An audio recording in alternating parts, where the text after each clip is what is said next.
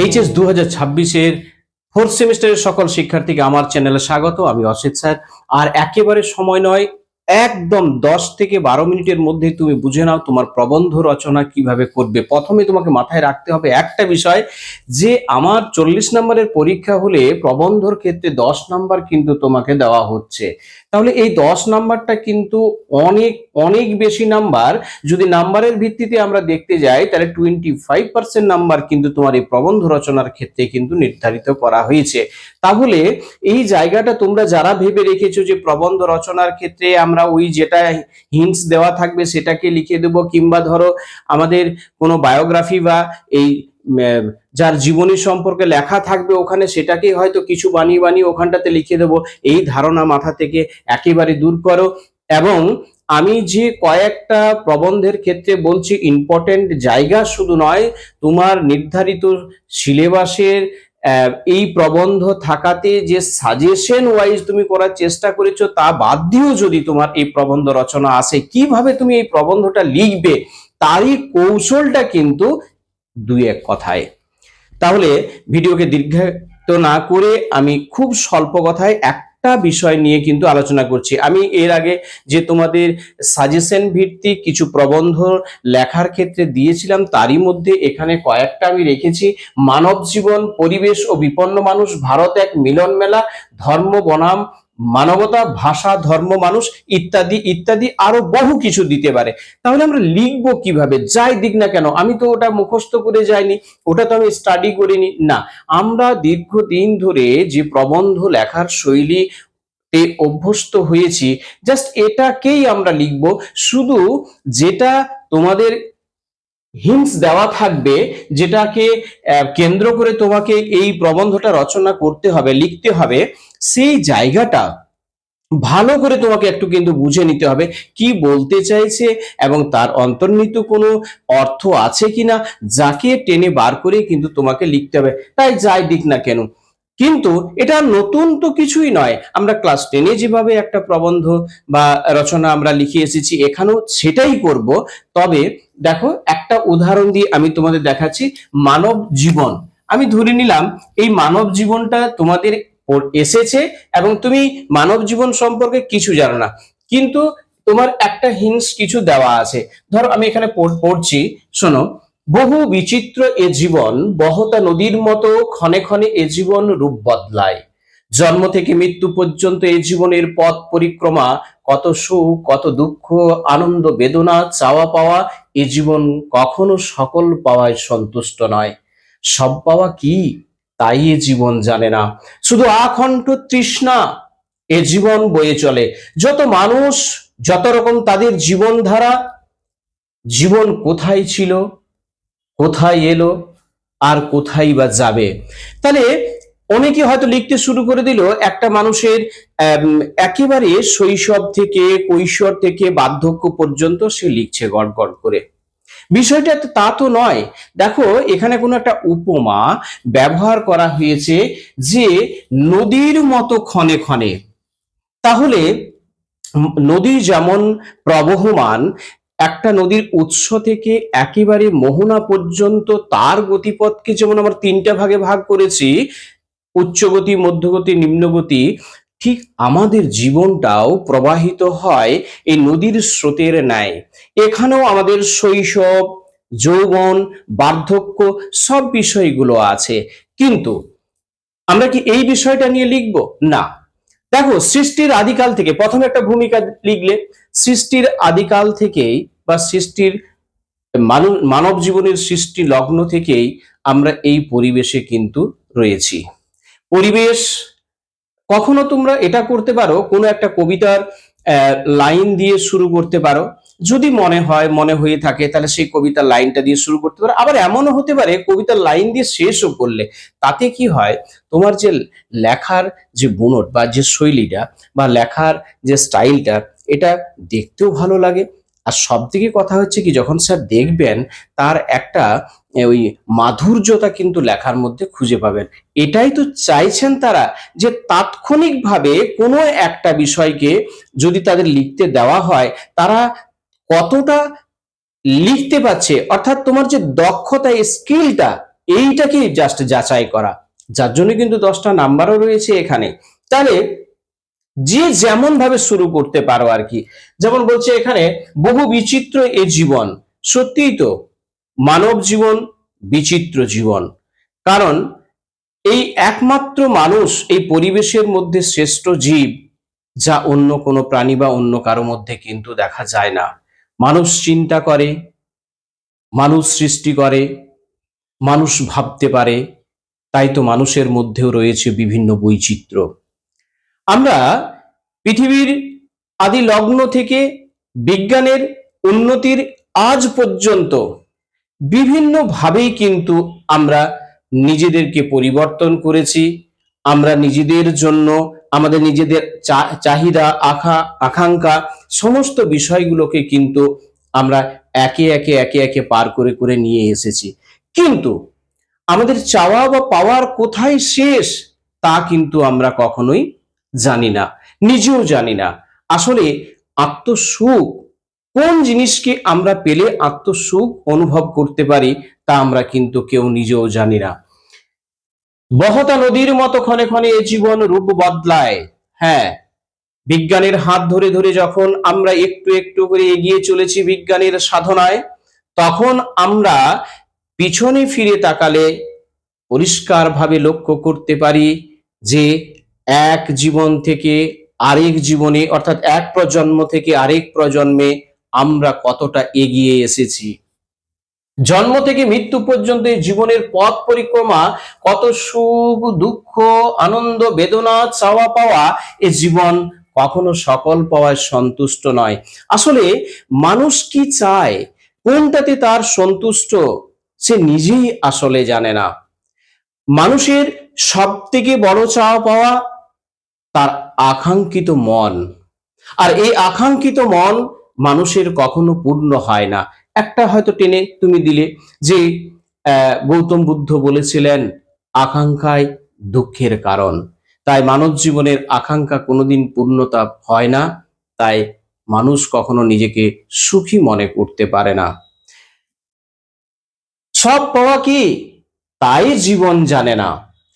কোন জিনিস পেলে মানুষ সুখী হয়, কোন জিনিসে মানুষের আত্মসন্তুষ্টি হয়, আসলে মানুষ সেটাই নিজে বোঝেনি। কারণ সে নিজেকে কখনো চিনতে শেখেনি, সে আত্মস্থ করতে পারেনি প্রকৃতির এত সুন্দর বৈচিত্র্যময়তা, সে আত্মস্থ করতে পারেনি বা আপন করে নিতে পারেনি মানুষজনকেও। আসলে মানব প্রেম দিয়ে যদি মানুষ দেখত, মানুষকে যদি ভালোবাসতে পারত, তাহলে তার স্থাবর অস্থাবর যাই থাকুক না কেন তা নিয়ে কিন্তু মানুষ আত্মসন্তুষ্টির জায়গাতে গিয়ে উপনীত হতে পারত। শুধু আকণ্ঠ তৃষ্ণা, অর্থাৎ আমাদের এই যে একটা কোনো কিছু পাওয়া, অর্থাৎ সফলতার পরে আরেকটা সফলতার জন্য যে আমাদের আকাঙ্ক্ষিত মন, শুধু আকণ্ঠ তৃষ্ণা এ জীবন বয়ে চলে। আমাদের প্রতিনিয়ত প্রত্যেকটা মানুষের এই চাওয়া পাওয়ার কখনো শেষ হয় না। যত মানুষ তত রকম তাদের জীবনধারা। প্রত্যেকটা আমরা জানি যে মানুষের মধ্যেও বহু বৈচিত্র্য রয়েছে। আমরা ধর্মের ক্ষেত্রে বৈচিত্র্য দেখছি, আমরা দেখছি অর্থনৈতিক কারণেও বৈচিত্র্য লক্ষ্য করছি, কখনো ধনী কখনো, এই বৈষম্যতা কিন্তু আমাদের মধ্যে আছে। আবার উচ্চ নিচ্চ বলে আমরা জাতিগত দিক থেকেও যেভাবে নিজেদের বৈচিত্র্য করে নিয়েছি, শুধু আজ নয়, প্রাচীন কাল থেকে, আর্যদের কাল থেকেই কিন্তু আমরা এগুলো করেছি। এই যে ছোট্ট ছোট্ট জায়গাগুলো, এগুলো তোমাকে কিন্তু ভাষা দিয়ে সুন্দরভাবে লিখতে হবে।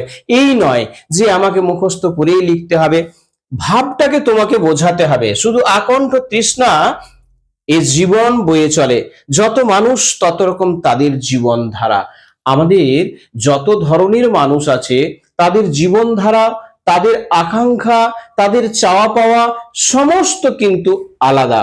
এ জীবন কোথায় ছিল, কোথায় এলো, আর কোথায় যাবে, একদম আমরা যখন আমাদের নিজস্ব শৈশব এবং যৌবনকে পার করে যখন বার্ধক্যের আদি, তখনই আমরা কিন্তু বুঝতে পারি হরি দিন তো গেল সন্ধ্যা হলো পার করো আমারে। আসলে আমরা না পেরেছি মানুষকে ভালোবাসতে, না পেরেছি আমি আমার ইষ্ট দেবতাকে ভালোবাসতে, আর সর্বোপরি না পেরেছি নিজেকে ভালোবাসতে।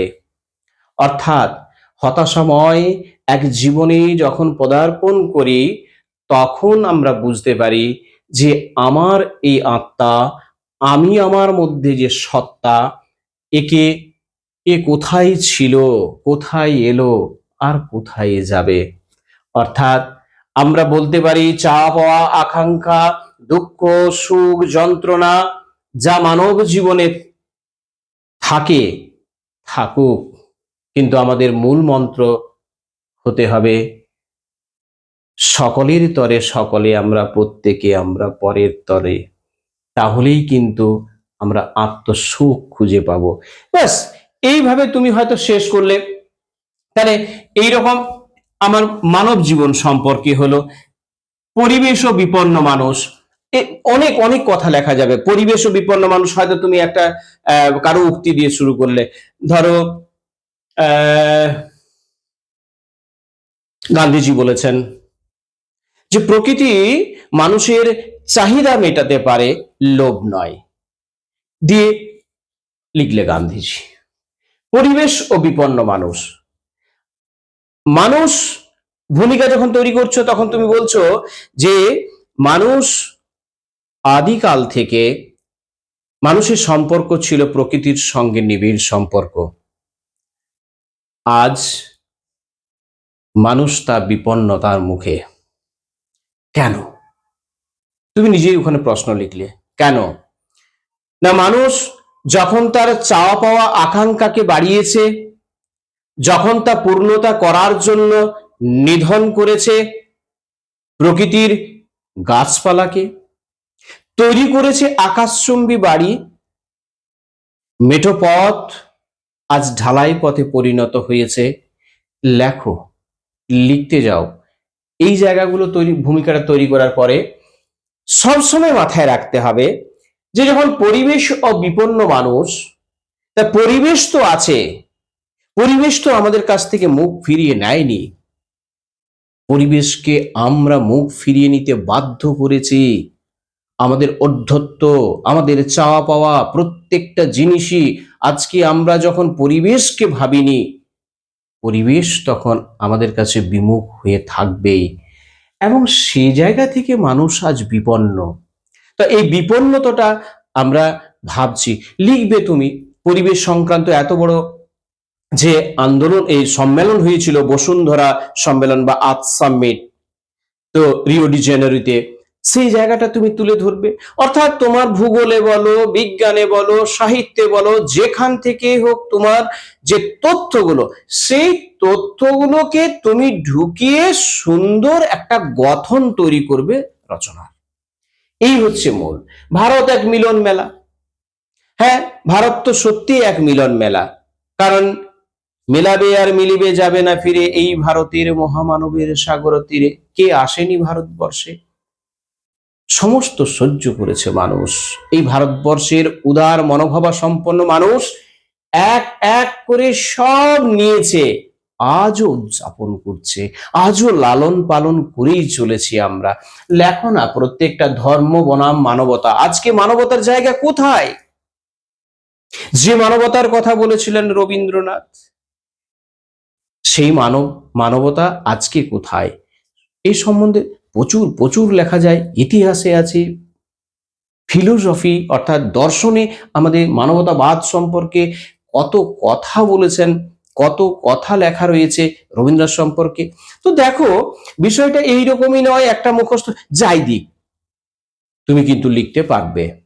তাহলে এই কথাগুলো মাথায় রেখে তুমি কি করবে, অবসর এই সময়টার ভেতরে, অবসর একটা সময় তুমি বেছে নাও, শুধু একটা প্রবন্ধকে যে কোনো টাইটেল থেকে তুমি একটা নিয়ে সেখান থেকে তুমি লেখার চেষ্টা করো। এবং টাইমটা কিন্তু তোমাকে মেনটেন করতে হবে।